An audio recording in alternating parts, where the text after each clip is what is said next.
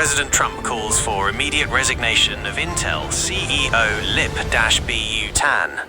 In a dramatic move that sent shockwaves through the technology and financial sectors, President Donald Trump publicly demanded the immediate resignation of Intel ceochina-bu Tan.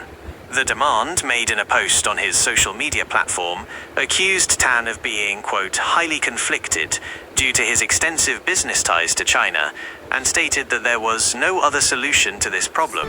The president's statement followed a letter from Senator Tom Cotton to Intel's board, which raised serious national security concerns about Tan's past investments and connections to Chinese companies, including some with reported links to the Chinese military. The controversy centers on Tan's long history as a venture capitalist and his role at Cadence Design Systems, a company that recently pleaded guilty to violating US export controls by illegally selling technology to a Chinese military university.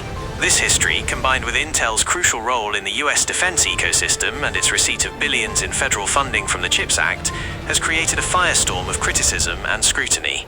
Senator Cotton's letter and the national security concerns.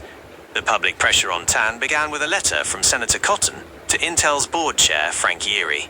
In his letter, Cotton explicitly expressed concern about the security and integrity of Intel's operations and its potential impact on US national security. He pointed to Tan's reported control of dozens of Chinese companies and his stake in hundreds of others, some of which are allegedly tied to the Chinese People's Liberation Army. Cotton's letter highlighted several key points of concern. Cadence Design Systems. Cotton referenced the criminal case against Cadence, where Tan served as CEO until 2021. The company pleaded guilty to illegally selling products and transferring technology to China's National University of Defense Technology. Cotton questioned whether Intel's board was aware of subpoenas sent to Cadence during Tan's tenure and what measures were taken to address these concerns before his appointment as Intel CEO in March 2025. Investments in China.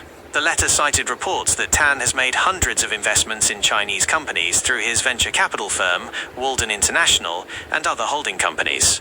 Some of these investments are in firms sanctioned by the US government for their ties to the Chinese military or human rights abuses, such as Semiconductor Manufacturing International Corp. SMIC, and Intellifusion. Federal funding and national security. Cotton stressed that as a recipient of nearly $8 billion in federal funding under the CHIPS and Science Act, Intel is a, quote, responsible steward of American taxpayer dollars.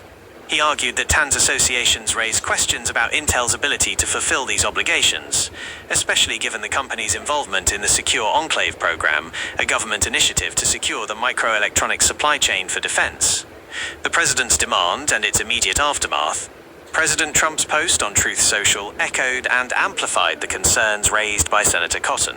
His demand for Tan's resignation was unequivocal and left no room for compromise. This direct intervention by the president has escalated what was a corporate governance issue into a major political and national security crisis. The market's reaction was swift and negative. Following the president's statement, Intel's shares dropped significantly in pre-market trading, reflecting investor anxiety about the company's leadership and its future relationship with the US government. For a company in the midst of a major restructuring and heavily reliant on federal subsidies to regain its competitive edge, the timing of this crisis could not be worse. Intel's response and the road ahead. In response to the mounting pressure, Intel issued a brief statement affirming its and Tan's deeply committed status to US national security.